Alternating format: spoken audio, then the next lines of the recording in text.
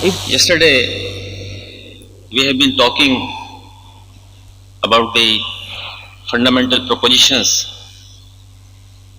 mentioned by Sister Madame Blavatsky in Secret Doctrine, which was in short, just giving the passing reference, the unity, eternity, and identity.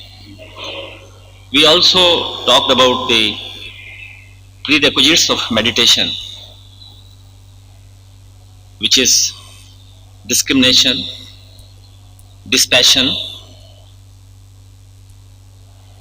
purification, and unification, which is expressed in the form of love, compassion, and finally in the form of service. We also just gave a passing reference as to what is the inner purpose of our life. The inner purpose of, the inner purpose of human life. There may be a dispute whether God exists or does not exist. There may be a different opinion about the law of incarnation.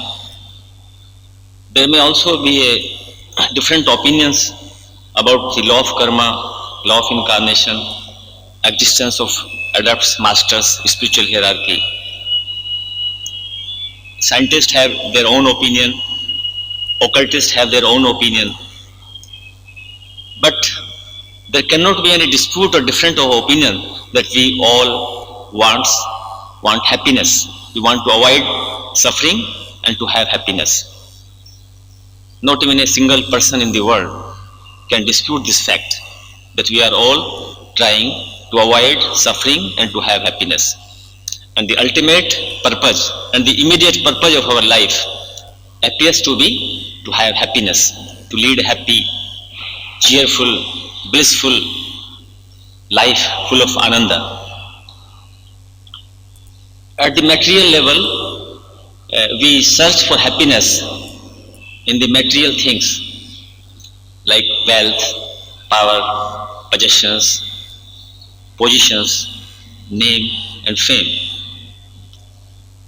Of course, these things gives temporary happiness, but the permanent happiness cannot be attained by these mundane things. Then we also search for happiness at the astral plane by having some devotional feeling for our masters or for our East. But there also we feel that at the astral level, the happiness is temporary. At mental plane also, the happiness is purely temporary. The ambitions, the expectations, even expecting something in return, speculating, imaginating about the spirits, about the gods, about the masters. All imaginations and speculations cannot give us permanent happiness. But in their life, the turning point comes when they think that happiness cannot be obtained by these temporary objects. Then the search for happiness continues, and when the attitude of life is changed, they try to understand the deeper aspect of life, the laws of nature, who am I, what is the purpose of my life, from where I have come, where I have to go, what are the masters, who are the adepts who are guiding the spiritual evolution. Then slowly and slowly one finds the right way towards happiness. Yesterday we also have been talking about the unity, because until and unless the unity is realized, the limitations, the imperfections, the distortions, which are the cause of suffering. So when we realize that there is a unity of whole existence, and the sense of separation is the sense of separation is completely abolished, then perhaps we may have the happiness of permanent nature. And to feel or experience this unity of life and to get rid of this sense of separation, I as separate entity, is a very difficult task. So long there is self, so long there is separative I, the happiness cannot be attained. Because the very sense of I-ness, very sense of separation, I as separate entity, is the cause of all vices, is the cause of all suffering, is the cause of limitations. In our original true nature, every human being is perfect, omnipresent, omniscient and omnipotent. But because of the illusion, because of long association with the vehicles and wrong identification with the bodies, it wrongly identifies itself, the life principle identifies itself with the vehicle, as if it is the vehicle, as if it is the body. And since bodies are limited, imperfect, impure, disharmonious, so the limitations and imperfections of the vehicles become the imperfections and limitations of the life itself. That's a misfortune thing. First we have to realize that the real man, the real individual is not the vehicle. It's very easy to have a mental concept about this, that I am not the body, I am the spiritual self, or I am the Atman. But to feel it, to experience it, all the 24 hours, to have this awareness that I am not the body, I am not the physical body, is very difficult. But one has to be. Because so long we are wrongly identified ourselves with the vehicles, we cannot have that eternal happiness, which is the ultimate and immediate object of our life. The moment we dissociate ourselves from the bodies and we have a state of Sakshi Bhav, witnessing state, that I am not the body but the functions of the physical bodies are there, actions, the functions of astral body in the form of emotions, feelings, passions, desires. These are the functions of my astral body, but I am not the astral body. The desires, feelings, emotions and passions, these are the functions of my astral body. Then it is very easy, or it becomes easy to control my astral body. If objectively I can see my astral body, it's vibrating, it's sending vibrations in the form of feelings, emotions. Similarly, mental body, it's very difficult to disassociate ourselves from the mind. It appears as if I am the mind, I am the thinker. But the thoughts, imaginations, speculations, or reasoning faculty even, these are the functions of my mental body, my mind, but I am not the mind. This awareness should be there always, all the 24 hours. Otherwise we will be lost. Unfortunately, we are living in the illusion and we think that we are the mind and we are the thought. But thought, thinking, these are the functions of my mental body. It's very easy to say, but to really feel it, to experience it all the time, witnessing the vibrations in the form of thought, which is coming from the center of my mental body and mind, the same thing. Now let us go a little further.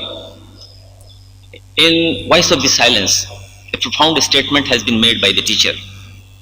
A disciple asked the teacher, "What should I do to gain wisdom?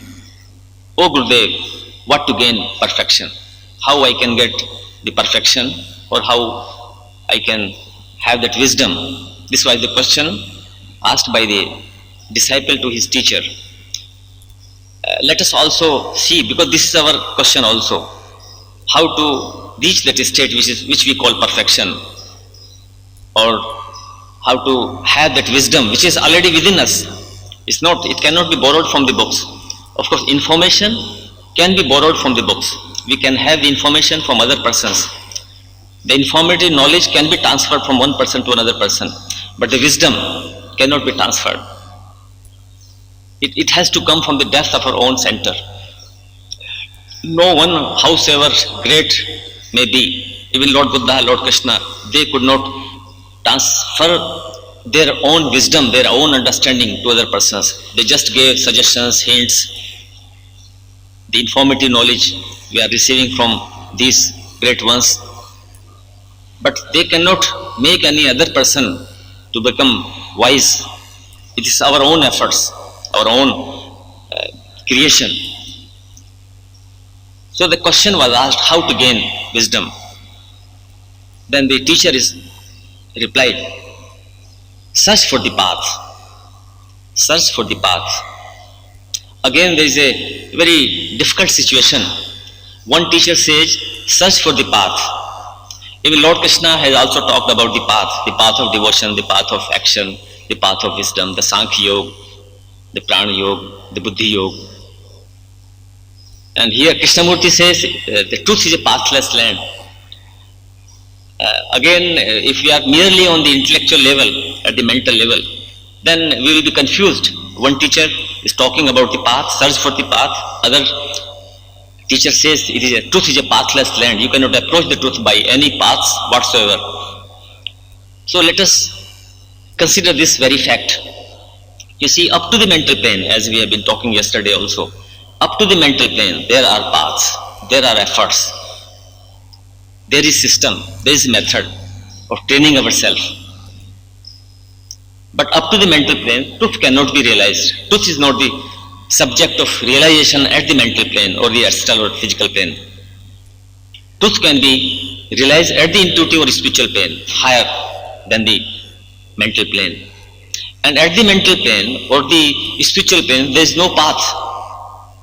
So in a way, one can say the truth which can be realized at the intuitive plane or the spiritual plane, where no efforts is needed, one has to lead an effortless life, of course with full awareness, alertness, but there is no path at the intuitive plane. So that way Krishnamurti is right. The truth can be realized or truth can be known at the intuitive or spiritual plane, not at the mental plane.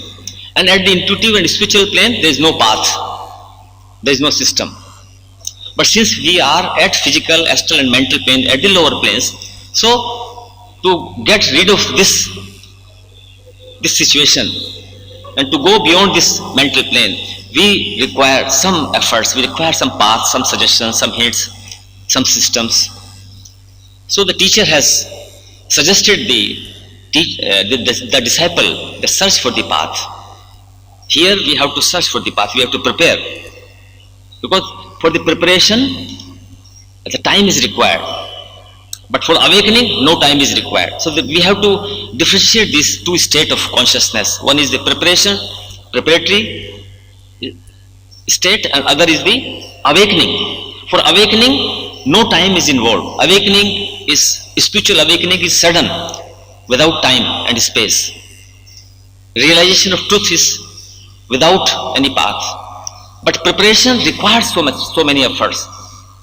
If we don't prepare ourselves, if we do not search for the path to prepare ourselves, so that we can reach to the highest point of mental plane, beyond which the intuitive plane lies, we will not be able to enter into the intuitive plane, which is pathless. So here we have to search for the path. That's why the teacher has told to the disciple, the search for the path. And before you take up the first step, be of clean heart. Be of clean heart.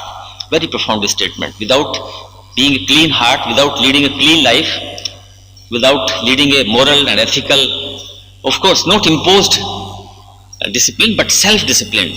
We understand what is right and what is wrong, and we are doing the right, which appears us to right. The right thinking, the right belief, the right action, the right speech, all right. And that righteousness should come out of our own understanding, not that we have read or we have heard something from someone or we have read in some scriptures. We should understand it, we should assimilate it. Only then we will have that insight, right understanding, which is discriminating faculty.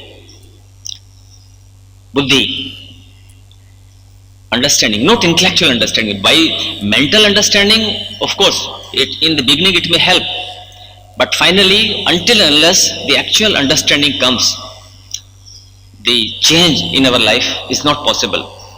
And when the right understanding comes, then the spontaneous change in our life. And that understanding cannot bring about by us without leading a clean and ethical living, without purification.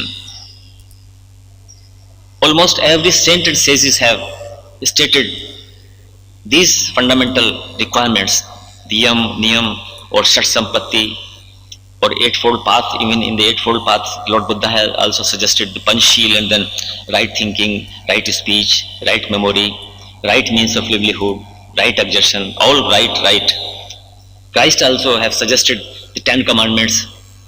Krishnamurti in his early writings, early days, he also stated that self-cleanliness, not overindulging in certain things. There may be a natural requirement of the body, but let us not indulge in let us not have a state of overindulging. Overindulgence is a minus point. So even Krishnamurti in his early days has emphasized the self-cleanliness and understanding. Self-cleanliness means the purification, perfect purification of the mind, purification of the heart. The entire lower nature has to be purified. Those who have not done this work of purification and that they think that we can bypass this state, for them the higher realization is not possible. That's why, unfortunately, when Krishnamurti, after speaking 70 years, he realized and he stated that none of the person, whether within his own close group or outside the group, have completely understood the teaching. Unfortunately, he gave that type of statement because people, normally the students has taken the teachings of Krishnamurti, the final teachings, and preparatory steps they have not taken, like purification, the understanding, leading a clean life. Here Master has suggested, before you take up the first step, be of clean heart. And before you start off the journey, learn to discriminate between real and unreal, false, fleeting from the permanent. And above all, learn to discriminate between head learning and soul wisdom. This is also suggested by the Master, that we have to discriminate between head learning and soul wisdom. Same thing, the informative knowledge and the real understanding, wisdom.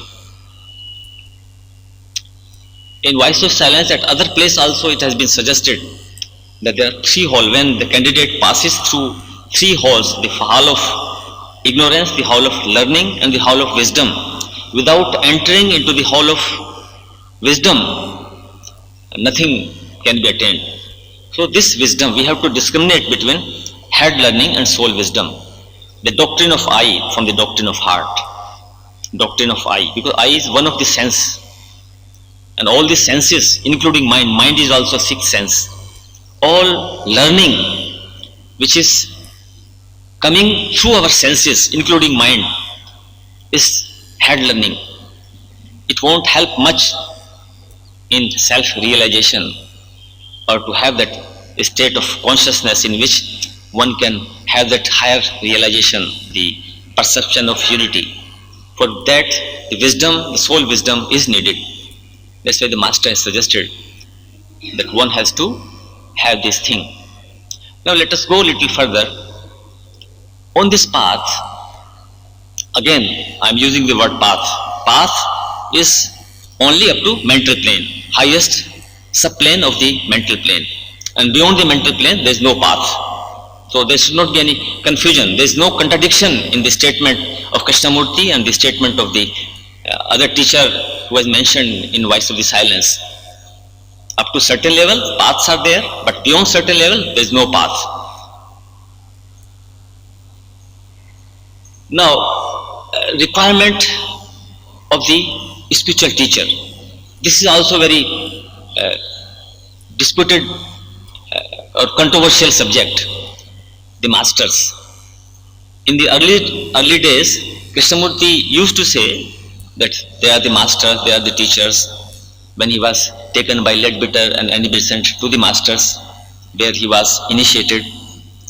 But in his later teachings, when he saw that the teachers, particularly imitated gurus and the teachers are coming like a mushroom, and they are exploiting the spiritual students. They say that they are the guru. You go to them, they will awaken your kundalini, they will give you the realization. To hammer that falsehood, Krishnamurti gave this very strong and revolutionary statement that no mediator is required, no guru is required. You put them all in the cupboard. He used very strong word. But it does not mean that there is no existence of the spiritual teacher. Spiritual teachers are there. There is a spiritual hierarchy, inner government of the world. And those teachers, those masters are not very easily available for the ordinary person.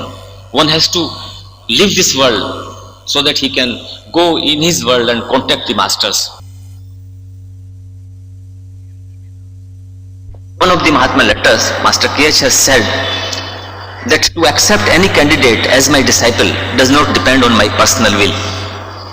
It entirely depends on the merit he has attained and exertion he has made in that direction. So there is a clear indication that even masters cannot accept any person as their disciple. One has to acquire certain merits, one has to acquire certain qualifications which are needed on the spiritual path. At other place, the same master, same teacher has stated in one of the Mahatma letters, force any one of the master you may happen to choose, but doing good work in his name for the love and benefit of the mankind, for the love and benefit of mankind. This is the keynote, that one has to work very hard while serving the humanity in his name. Then further he has said, be resolute, pure, unselfish and honest. You shall force the master, you shall force the spiritual teacher to accept you as his disciple. See, this statement says that you can force the master to accept his disciple. And the other statement says that it does not even depend at the master's wish or master's will. He cannot accept any candidate as disciple according to his wish. It entirely depends on the merits. So here also this indicates that we have to acquire certain qualifications. We have to acquire certain needed qualifications on the spiritual path, which has been laid down in various scriptures. At the feet of master says the same thing, the discrimination, the desirelessness, good conduct and love. These are the most minimum requirement on the path. Then the teacher has also, in Light of the Path, has mentioned how one can come in contact with such spiritual teachers. The 4 golden rules have been mentioned in Light on the Path, which says, number 1, before one can see the master, before one can see the spiritual teacher, the eyes must be incapable of tears. Before the candidate can see the master, his eyes must become incapable of tears. Means one has to attain the state of equilibrium, perfect equilibrium, balanced, equipoise state, where pleasure and pain are, he is not affected by pleasure and pain, he is totally unaffected with victory or defeat, he is totally unaffected with the friends and foe. Equal mindedness, equanimity. In Gita also it has been suggested, samatvam yoga uchyate, to have that equal mindedness, to have that balanced state of mind, to have that samatva bhav is the is the only yoga. So here also one has to attain that state where he is incapable of getting pleasure and pain. It's symbolic. The tears in the eyes is a symbolic. When we, for our own personal difficulties, we may say that we should not have the tears. We should become very strong and quite capable to face that reality which we are facing, to face our own karma, because in past lives we have created so many bad karma. So ultimately, before we can be given the free pass or free visa to enter into the intuitive and spiritual plane, we have to clean out our debt, karmic debt. So when we are really serious, then a heavy installment may come, heavy installment to repay our karmic debt. So at that time we should accept it, we should face it cheerfully. But when we see others suffering, when we see other fellow being in a miserable state or in a suffering, acute suffering, even that at that state we should be totally unaffected, because whatever any person is facing, he is also facing his own karma. We should extend our help to such person, but we should not be we should be totally unaffected with that suffering. So in all cases one must be totally unmoved, unaffected. He should be able to maintain that equilibrium. That is the first and foremost requirement. This is the first golden rule. The second says, before the ear can hear the voice of the master, before the ear can hear the voice of the master, it must have lost its sensitivity to the outer sounds, to the outer opinions. We should be totally unaffected as to what others say about us, whether they praise us, whether they praise or they criticize. We should be totally unaffected. Sometimes if someone praises us, then we become very happy. If someone criticizes us, we become miserable. So why? We should be master of our own self. We should be totally unaffected, unmoved by the statements or by the opinions given by others. We know for ourselves what is right and what is wrong, and we are performing right action. All the time we are having right type of thoughts in the background of our mind, always thinking for the benefit of and the welfare of the mankind. We are unselfish, all the time engaged in human service. Then if someone criticizes us or someone praises us, it's immaterial. No expectation.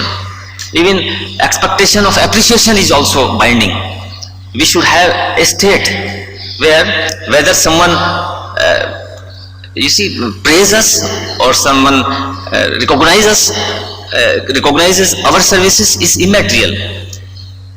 If you are doing human services, if you are engaged in human welfare, then masters takes note of it, and no one is unnoticed.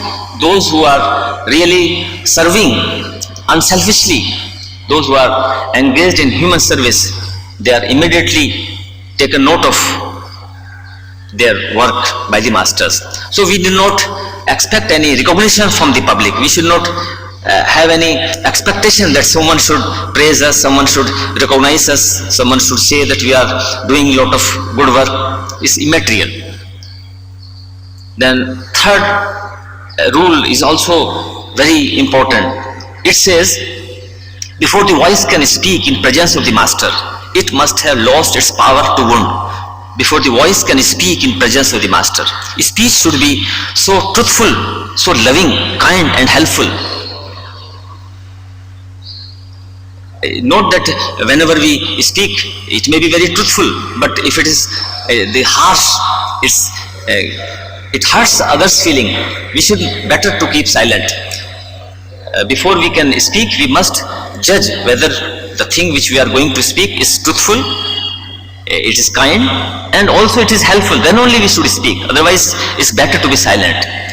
In the same book, At the Feet of Master, when the master is explaining about the qualities of tongue, quality of speech, he says it's very difficult to speak truthful. and it is still more difficult to speak which is truthful and kind. And again he says it's very difficult to speak which is truthful, helpful and kind, and the most difficult thing is to be silent. The most difficult thing is to be silent. Let us not give all the time our opinions. We should maintain silence for maximum time. Whenever there is need, only then we should speak. There are persons who are always ready to speak, rather they find an opportunity to know, to show as to how much they know. That type of tendency is hindrance on the spiritual path. When it is needed, one must speak, because silently everybody cannot communicate telepathically. Sometimes we require to use our tongue to speech, but it should be very loving, helpful, kind and truthful. These things are very common so far as the information is concerned, but very difficult to practice in our day-to-day life. That's why we are emphasizing, because without leading this type of life, the further progress on the spiritual path is not possible. Then the last golden rule is still very difficult. It says, before the soul can stand in presence of the master, before the soul can stand in presence of the master, its feet must be washed in the blood of heart. Again, it is symbolic. Washing the feet with the blood of the heart means sacrifice of life. One must be ready to sacrifice his physical life. Of course, the life, the real life or the real consciousness or the inner man never dies. Only physical body or the astral body dies. But one must be ready even to sacrifice his physical life. Lord Christ sacrificed his physical life. Scientist Giordano Bruno sacrificed his life. Even the Guru Arjan Dev and Guru Gobind Singh, they also sacrificed many things. There have been persons who were ready, rather they sacrificed their life. So this is the minimum requirement on the spiritual path. Then Master has also indicated as to whom they can have the contact or they can have the communication. In one of the Mahatma letters, they have written that masters are interested in the person if he is interested in the things in which masters are interested. If we are interested in certain things in which masters are interested, then definitely the master will take interest in us. Otherwise, if we are selfish, if we are all the time watching our own self-interest, and this is not the interest of the master. Master's interest is the welfare of the entire humanity. He always thinks for the welfare, for the benefit of the entire humanity. So if we are thinking for the welfare of the entire humanity, then only we shall attract the attention of the master. Then only we can attract the attention of the master. Otherwise, it's not possible for us. Simply repetition of the name of the master, simply worshipping his physical body, because there cannot be a photograph of the real master. There can be a photograph of the master's physical body, which is purely temporary thing, just like an overcoat. So if you are worshipping an overcoat of a person, is a useless thing. So worshipping not in that sense, but having full reverence for the real teacher, which is the center, which is the flame of divine life, which is beyond the physical, astral and beyond the personality. It's not even the individuality, the life, the center, the flame of life and light and love, that is the real master. And that the center of life, light and love, which is situated in our own heart also.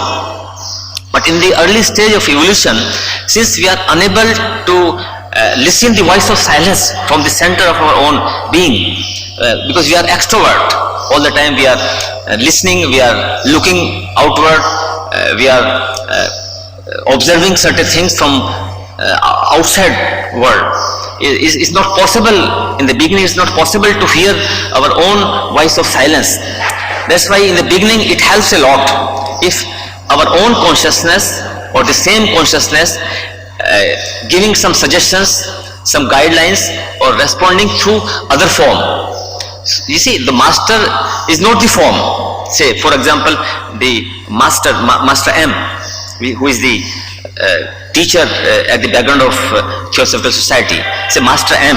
If you see the form of the master, turban master, he is not the master. He is the this is the physical vesture of the master, and the real master is the life current, life force, the consciousness, which has created a center in that particular form, which is wearing a turban and all these things.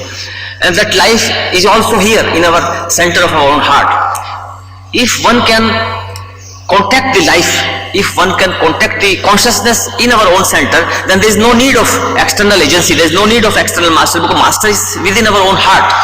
So at a time, the help coming from external agency, it is helpful, but finally and ultimately one has to realize at his own consciousness, at the center of his own being. That's why Krishnamurti in his later teachings used to say that do not depend on the masters. Master is within you. You are the you are the same life force, same consciousness. So the teachings to a ordinary person and teachings for the advanced persons slightly different.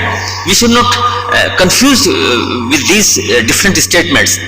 In the beginning, the outward master, the outward agency, external agency may be of great help to us, but ultimately and finally we have to come to a state of understanding where no external aid is helpful to us. We have to depend on our own intelligence. We have to depend at our own consciousness, which is here, which is everywhere. So it is said that up to third initiation, we will talk about the initiation also. Up to third initiation, the candidate or the disciple knows as if the master is external.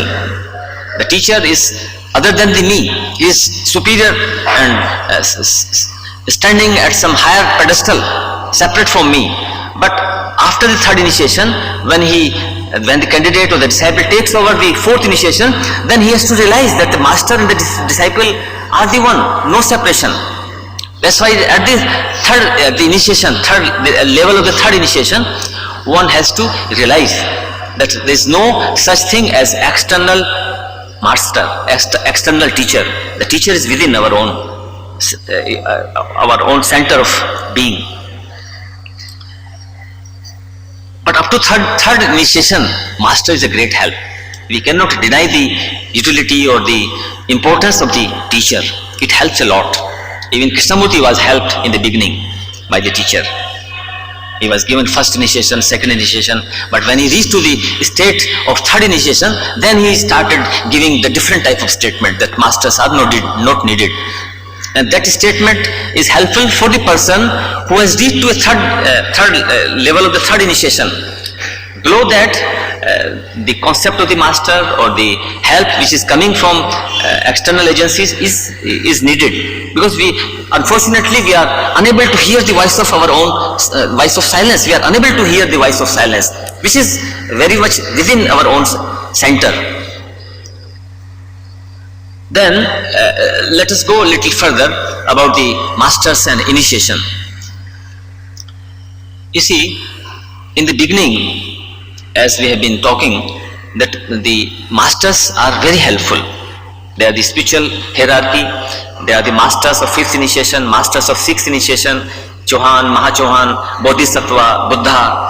Then higher to them, the Lord of Earth, Sanat Kumar, Sanak, Sanandan, Sanatan. Then also there is the solar logos. So there is a spiritual hierarchy right from downward to above.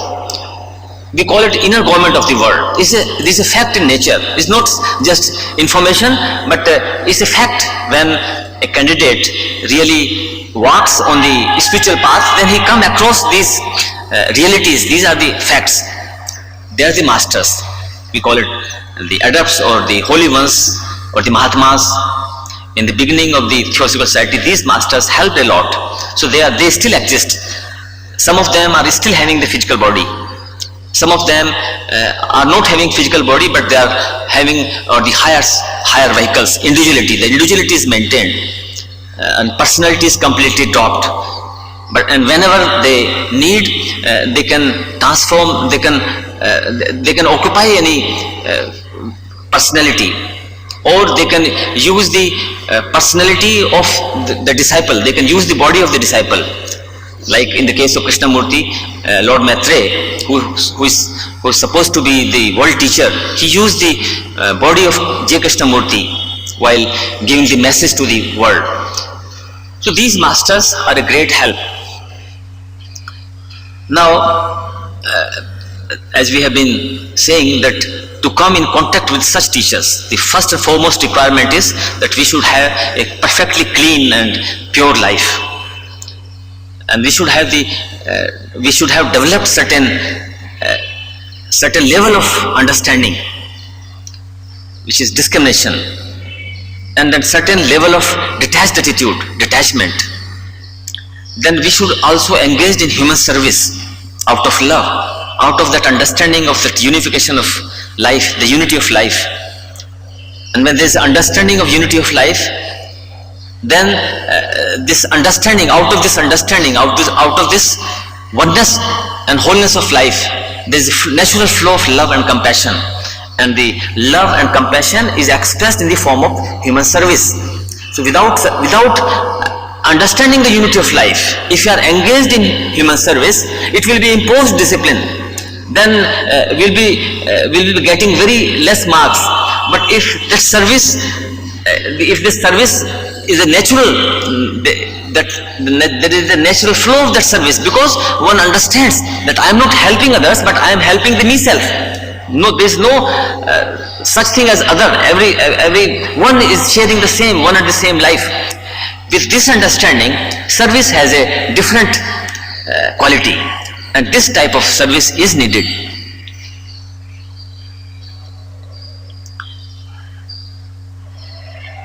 When we have these required qualifications, again and again we have been talking, when we have these required qualifications on the path, then we come in contact with the masters. And it is said that the initiation, first initiation, is given by the world teacher. These two masters, Master M and Master KH, who are working at the background of our Theosophical Society, they prepare the candidate, they accept the candidate as their disciple. They share certain knowledge, they help with their suggestions, guidance, their love, their compassion, and their wisdom, and their strength is shared by the master to the candidate. And when the candidate is ready, he is presented before the world teacher. It is said that the actual initiator is the Lord of this earth. Lord of this earth is Sanat Kumar. But the first and second initiation is given by the Lord Maitreya, who is the world teacher. In the name of the initiator, the great initiator is the Sanat Kumar. In the name of Sanat Kumar, the powers are delegated to Maitreya. He gives the initiation, and this initiation is given at the astral plane, not at the physical plane. The initiations which we talk in the outer world, that a student goes to a teacher and the teacher gives some mantram, and at the physical plane, it's not a real initiation. We are talking about the occult initiation, which is very much more higher, very mysterious thing, which is possible only at the astral plane, not at the physical plane. There is no need to meet the master physically, face to face, but at the astrally, at the astral plane. Either it may be during the sleep, or it may be during the state of meditation. One is taken to the master by the senior disciples, and then initiation takes place. And at the time of initiation, certain test, the candidate is subjected to the great test. Sometimes the tests are so mysterious that many times the candidate fails. I am reminded in one of the tests which was taken by the master, the candidate was just because everything is at the astral level. The scene appeared not physically but astrally. The person was crying. He was crying for help. This gentleman who was subject to test heard his cry and went to help the person. The moment he reached to the person, he recognized that he is the person who murdered his own son, dear son. So he is the number one enemy of this candidate. Now the candidate is observed whether he will still help the person or he will come back. This was the one great test. If he comes back and he says, no, let him suffer, he is a criminal, he is a dirty fellow, he should be punished, then he's lost the point. But even to his enemy, he is ready to help, because there is no such thing as otherness. One must realize that the life force which is shared by all human beings is the one and the same, and he is ready to serve and he is ready to help anyone and everyone. Love all, hate none. Love all, hate none. So that was the test. In other test, the child was being brutally tortured by a group of person, and this person goes there to help the child, and he finds that if he will help the child, he may have to sacrifice his life, because in the hand of other victimizers. If this person out of fear or out of selfishness comes back and save his life, physical life, then he will lose the point. But he is ready to help the child which is innocent, which is being tortured by the another person. If he is ready to sacrifice even his life, and by sacrificing his life he is ready to ready to help the child, then he will pass the test. So these type of tests are taken. Sometimes his understanding about the gods, about the ultimate reality, because we have the wrong notion about the God also.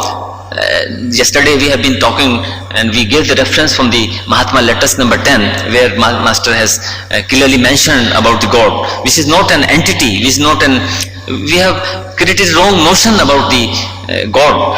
So that God or that Devta or the East is not an entity or having a particular form. The real God or the ultimate reality is beyond time and space. So one should have the right concept about the reality also, not that having a wrong notion or subject to the blind superstition. No such blind superstition should be there. Not following blindly any dictum or following blindly any order, or one must have to understand for his own sake. One must understand the reality. So these type of tests are taken, and if he passes, then the first initiation is given to the candidate. And at the time of initiation, his consciousness is raised for the first time to the intuitive plane, where he, for the first time, he experienced the unity of life. Prior to that, the unity of life was the concept, was a mental concept. Some of us are having this mental concept that we all are sharing one and the same life, but every one of us do not realize that unity. We do not feel, we do not experience that unity of life, which is possible only at the intuitive plane. So at the time of first initiation, the consciousness of the candidate is raised to the intuitive plane, where he experiences, he realizes the unity of life. And there the key of knowledge and wisdom, and the love is given to the candidate.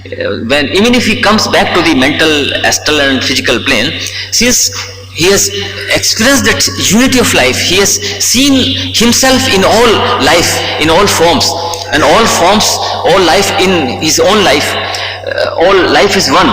Out of this understanding, even if he comes back to the mental and astral and physical plane, the attitude is totally different, totally different. His behavior will be dramatically changed. He will not treat other person as other, but he will treat all as his own self. This is the quality of initiate. Very rare persons are reached to this state. And it is said, when a single candidate gets this first initiation, the nature is filled with joy and happiness, because it's a very rare opportunity.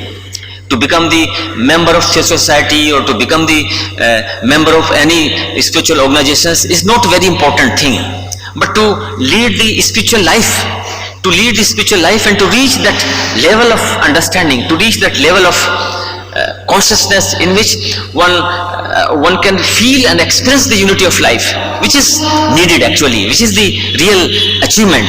Merely intellectual concept or merely having informative knowledge won't help much. Of course, in the beginning it also help a lot.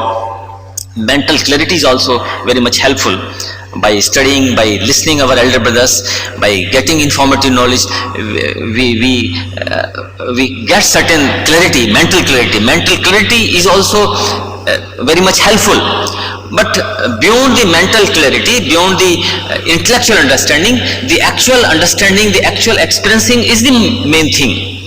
One may be occupying a very high position in the organization, or one may be having a great deal of information.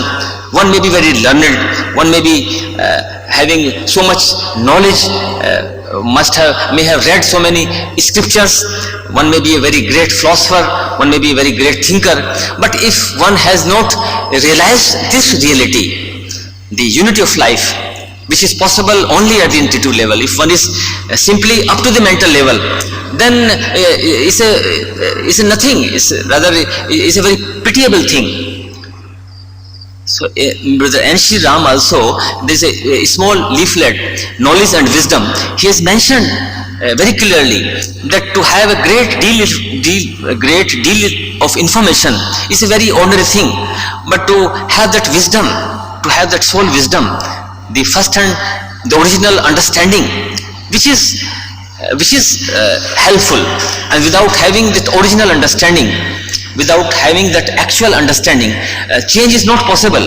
Change in our behavior, change in our attitude, change in our action, change in our thinking and feeling is not possible without having that real understanding. So real understanding about the unity of life, real understanding and actual experiencing the unity of life is needed here on the spiritual path. So at the level of first initiation, the candidate is given this opportunity so that he can experience the unity of life, he can feel that all are one, and then he love all and hates none. Even the criminals, he will not hate even the criminals also. He will help them. He will find out the way, in what way one can help the criminals, because the crime is also mental disease. Like a mad person, if a person is a deranged person and he is throwing stones on others, definitely you will not kill him, you will not punish him, you will have the compassion for such person, because he is a poor fellow, the ignorant, he is a mad, he doesn't know what he is doing. So you will, in place of hating him, one shall be having a deeper love and compassion for such fellow. Similarly, when we really understand the life, the mysteries of life, the mysteries of unity, then we will not hate even the criminal. Like Buddha never hate the Ungli Mar Daku. With that compassion, the Lord Buddha had a very compassionate attitude towards Ungli Mar Daku. When he came, he was full of love and compassion against that person or that individual. If we have that love and compassion, only then we can help. We can be helpful to others. If we have created a strong wall of sense of separation, I am I and you are you, and I think myself superior, I think myself holier than you, then I am totally unfit for becoming discipleship. I am unfit for disciple. One must feel the one life. One should reach to a state where no sense of separation is there, which is not a merely mental concept, but is a reality. One must feel and live this unity of life, and the life of such candidate or life of such person is full of love, full of compassion, and full of service. That is needed. How long we shall continue? Which you want break? Break. Yes, brother has suggested that we shall have the 5-minute, 10-minute break. Now we have reached to the first initiation. We will deal the second and third initiation also, and how the masters are helpful. This is a real wonderful thing. If we really understand this thing, then we will be able to reconcile the statement which was given by our own master and the master who spoke through the body of J. Krishnamurti. Actually, absolutely there is no contradiction.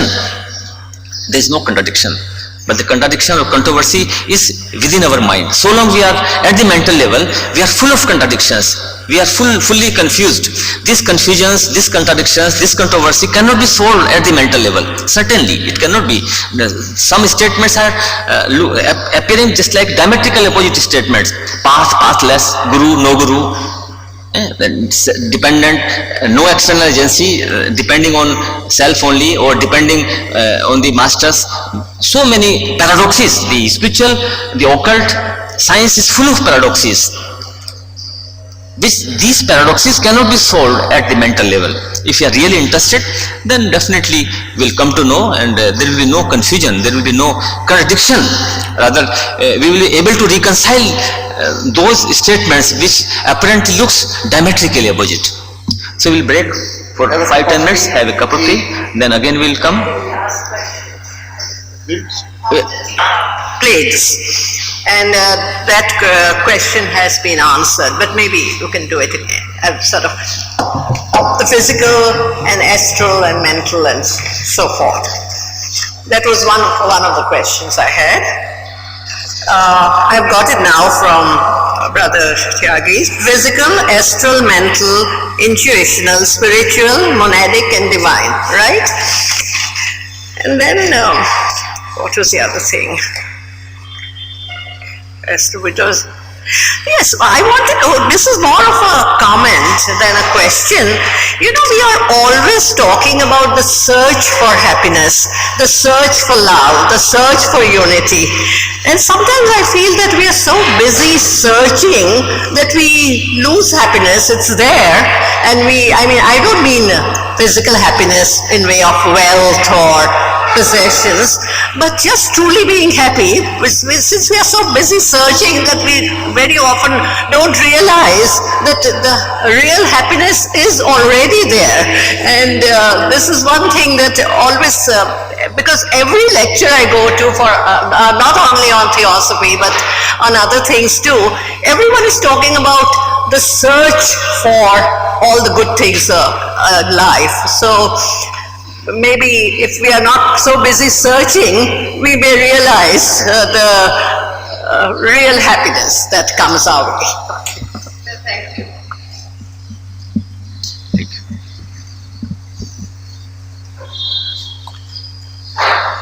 You see, when we say the search for happiness, the original true nature of the soul itself is bliss. Anand, happiness is already there, but to feel that happiness or to experience that happiness in waking consciousness, that's the requirement.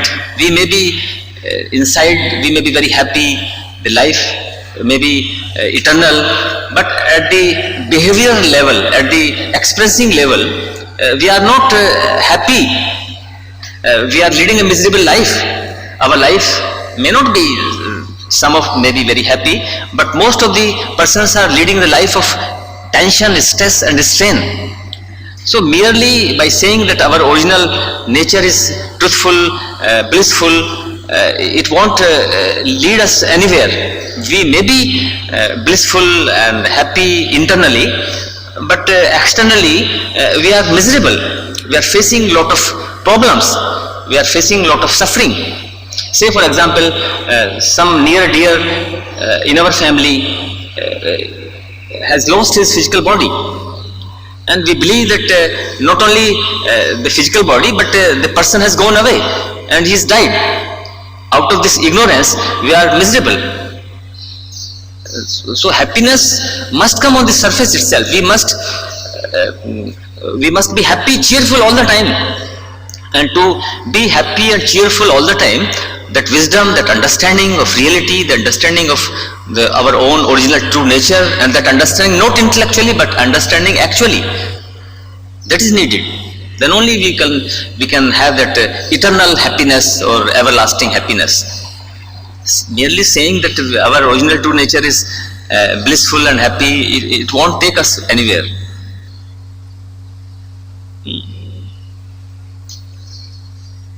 Let us not live in fool's paradise. We may pose that we are very happy, but next moment, next second, when the test will come, whether we will be able to stand by it or not, we can't say. When someone near dear loses his life, or our possessions, if we are in a good service, we are terminated from our services or dismissed from the services, or our near dear become ill, or we ourselves, our physical body become very incurable illness, then what will be the state of our mind? At the mental level, one cannot be happy actually.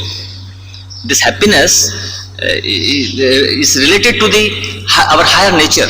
And our higher nature, which is blissful, anandit, it should come on the surface, even at the physical, astral and mental level. Any other question? Yes, please.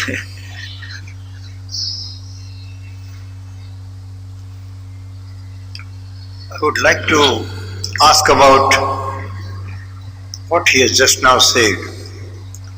What is the basic difference between happiness and joy? Very good. These two words seem to, because happiness seems to be dependent on the circumstances, on the relationships and all the rest. I need not describe that. Correct. It goes with pain or as well. Well, pain and pleasure. Happiness implies that. Correct. There is pleasure. I want to inquire and ask about what is truly that which is joy. Correct. So brother, the pleasure, the happiness, the joy and the bliss, these are the different states, different degree of happiness. You see, the distorted form of bliss is pleasure, material pleasure, which is purely temporary.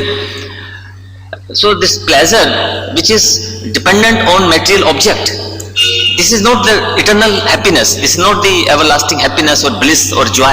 It's a temporary, purely temporary, which is depending on material objects. So long as the object is there, we are happy.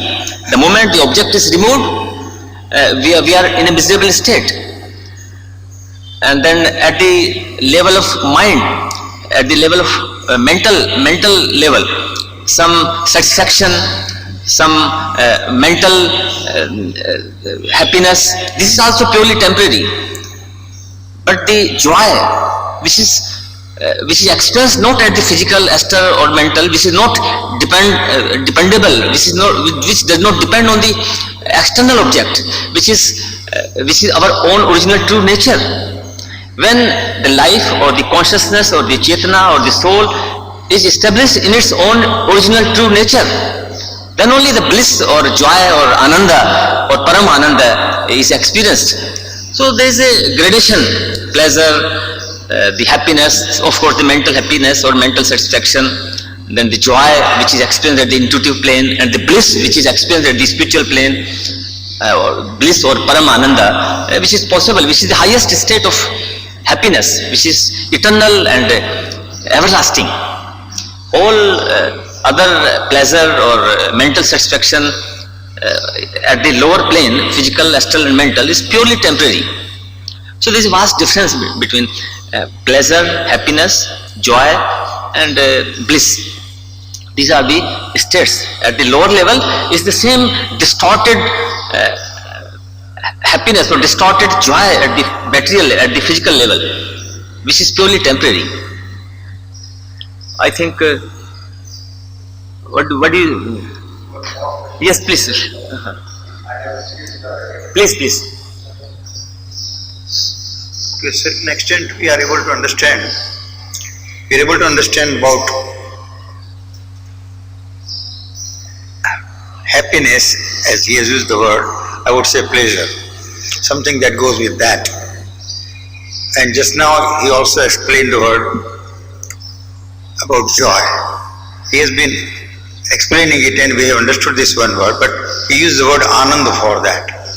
As far as I understand, and I am just trying to put that way, until the Sat Chit, Yes. then only Anand is, Yes. that state of Anand is possible. Right. It has nothing to do with any kind of relationship with a thing, person, or whatever the objects are. So I would like